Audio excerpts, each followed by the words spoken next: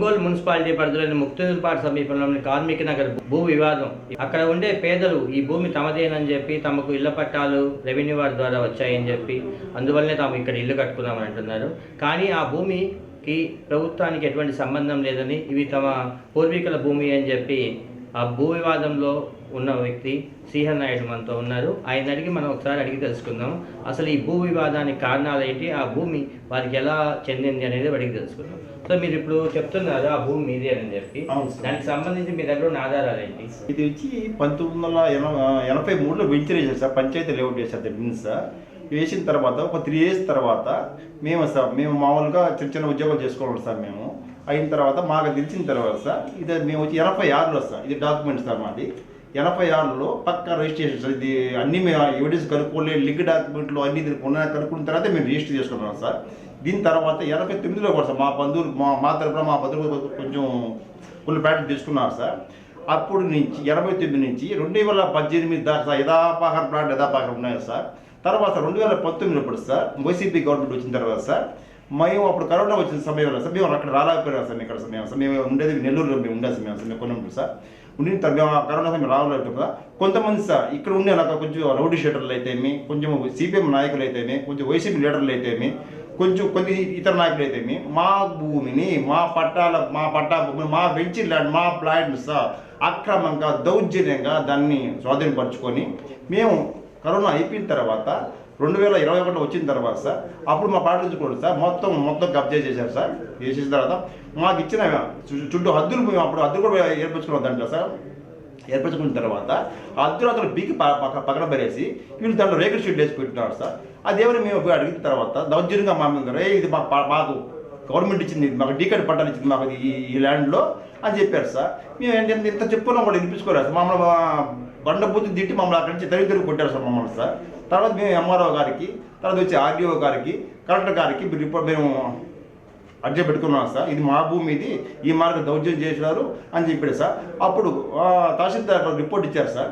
ఇది పక్క పట్టా భూమి, ఇది వెంచర్ ల్యాండ్, ఇది మేము దాని మీద ఎటువంటి డీకే పట్టా ఎవరికి ఇవ్వలేదని చెప్పారు సార్.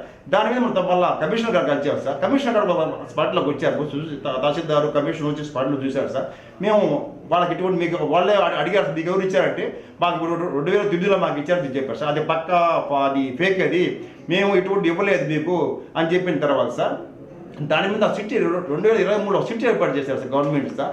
ఆ సిట్లో ఇది పక్క అది కబ్జా జరిగింది ఇది అని చెప్పింది సార్. ఆ ప్లాట్లు వేసుకున్న వాళ్ళు, కబ్జా చేసిన వాళ్ళు సార్ 14 మందిని కేసులు బుక్ చేసే వాళ్ళ మీద రిమాండ్ పంపించారు సార్. ఇప్పుడు సార్ దాంట్లో 2 తప్పించుకున్నారు సార్. ఇప్పటికీ వాళ్ళు తప్పించుకున్న వాళ్ళు ఏం చేశారు, మళ్ళా దాంట్లో వాళ్ళు రేకుషులు కాకుండా ఇంకా మళ్ళా వాళ్ళు పోయి పాపం అమాయకులు సార్, తెలియని అమాయకులు పాపము, ఇది గవర్నమెంట్ దానికి పట్టాలు ఇప్పిస్తామని చెప్పని ఒక్కరి దగ్గర ₹1,00,000 ₹2,00,000 తీసుకొని వాళ్ళకి మా ప్లాట్లో వాళ్ళని షెడ్యూల్ వేయించారు సార్.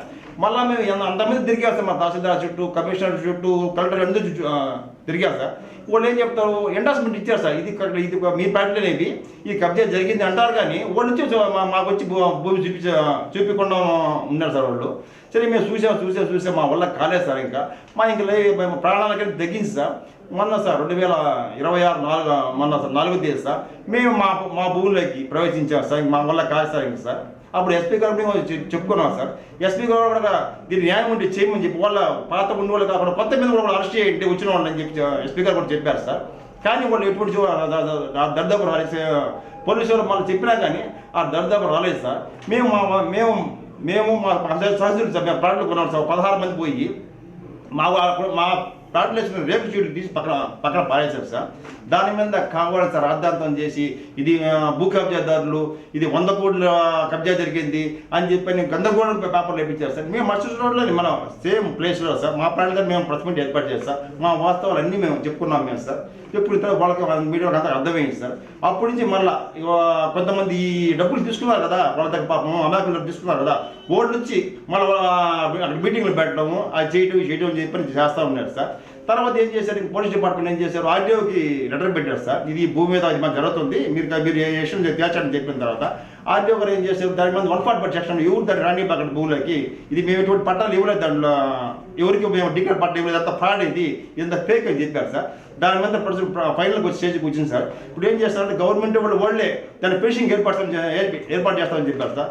ఎవరు పట్టాదారు నిజమైన పట్టాదారు ఉంటే వాళ్ళుగా ప్రూఫ్ చేసుకుంటే వాళ్ళకి హ్యాండిల్ చేస్తామని చెప్పారు సార్. ఇది సార్ జరిగిన వాస్తవం సార్. ఇది సార్ ఇప్పుడు మీరు ప్రభుత్వ అధికారులను కలిశారు. అవును సార్. వాళ్ళు ఇప్పుడు ఫెన్సింగ్ ఏర్పాటు చేస్తామని అంటున్నారు. అవును సార్. అవును కానీ సార్. అక్కడ ఇప్పటికీ అక్కడ పేదలు ఉన్నారు కదా, వాళ్ళకి మీరు చెప్తారు. అవును సార్. దానికి ఆర్డీఓ గారు మీకు కలిసారు సార్, ఈ మాట జరిగిందని చెప్తే.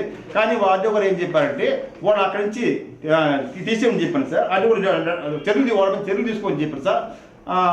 తాలూకా సిఈ గారికి డిఎస్పీ గారికి లెటర్ పెట్టారు సార్. దానికి ఇక వాళ్ళని మరి కబ్జా చేశారు, వాళ్ళు అక్కడ తొలగించమని చెప్పారు సార్. దాని మీద వాళ్ళ ఆర్డీఓ గారు లెటర్ పెట్టారు సార్. ఎవరు దాన్ని రాండిపోకని చెప్పండి సార్. దానివల్ల ఇప్పుడు ప్రజెంట్ ఇది దాని ఫినిషింగ్ ఏర్పాటు చేస్తామని చెప్తున్నారు సార్. కానీ ఇంతవరకు ఏం జరగలేదు ఇంతవరకు సార్. ఇది ప్రధానంగా భూమికి సంబంధించి శ్రీహరి నాయుడు గారు చెప్తుంది. అది యాక్చువల్గా కార్మిక నగర్ అనేది లేదని చెప్పి అక్కడ ఉన్నది తమ సొంత భూమి అని చెప్పి 1980వ దశకంలో ముక్తోలుపాడు గ్రామ పంచాయతీ వాళ్ళు ఒక వెంచర్ వేసినప్పుడు తాము తమ బంధువులు కొంతమంది కలిసి కొనుక్కున్నామని అంటున్నారు. కోవిడ్ సమయంలో తాము లేని సమయంలో అక్కడ ఉన్న స్థలంలో దొంగ పట్టాలు కొట్టించి కొంతమంది బ్రోకర్లు అమ్మటం జరిగిందని చెప్పి దానివల్ల ఈ వివాదం చెలరేగిందని ఆయన అంటున్నారు. ఇప్పటికే వాళ్ళు ఎంఆర్ఓ గారిని, ఆర్డీఓని, కలెక్టర్ని కలవడం జరిగిందని చెప్తున్నారు. దీనిపైన ప్రభుత్వమే జోక్యం చేసుకొని ఆ స్థలం చుట్టూ ఫెన్సింగ్ వేయించి అక్కడ ఉన్న అసలైన హక్కుదారులకు ఆ భూమి అప్పగించాలని చెప్పి వాళ్ళు అంటున్నారు. లక్ష్మీనారాయణ, అభినవ్ భారత్ న్యూస్, ప్రకాశం జిల్లా.